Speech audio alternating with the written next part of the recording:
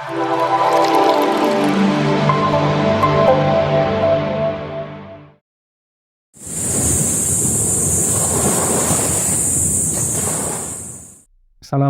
warahmatullahi wabarakatuh.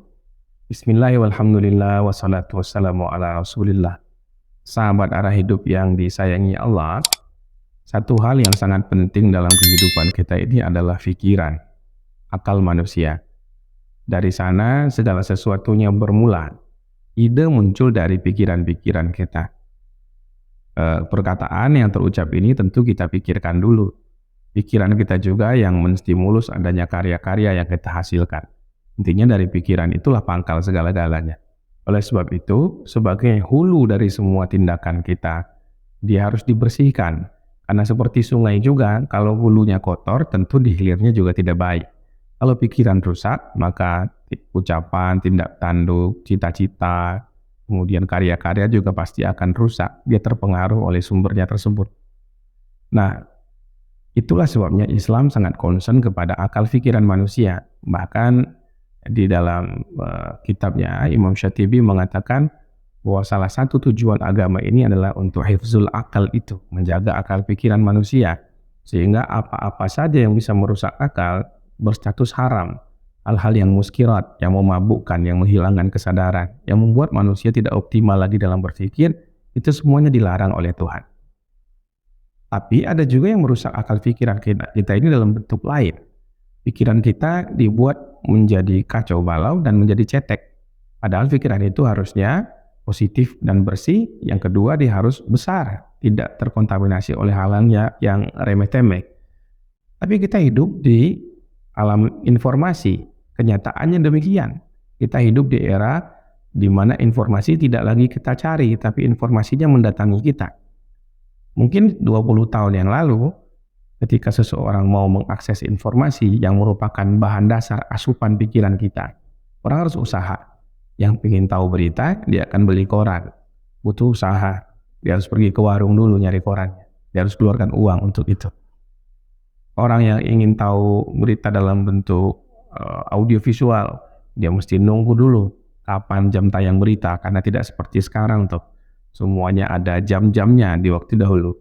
Orang yang ingin mengakses hal-hal yang lebih ilmiah lagi, dia datang ke perpustakaan. Dan dia tidak baca satu perpustakaan itu.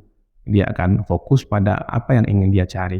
Manusia begitu fokus, dan karena effortnya dalam mencari kebenaran atau mencari data dan informasi itu, sesuatu itu menjadi teringat di kepala, dan dia tidak terganggu, tidak terdistraksi oleh informasi-informasi yang lain yang sebenarnya tidak berhubungan langsung dengan dirinya. Tapi di zaman sekarang itu beda cerita. Kalau kita isi kuota data kita, informasi langsung masuk tentang perceraian artis, tentang pinjaman uang yang ditawarkan kepada kita setiap saat.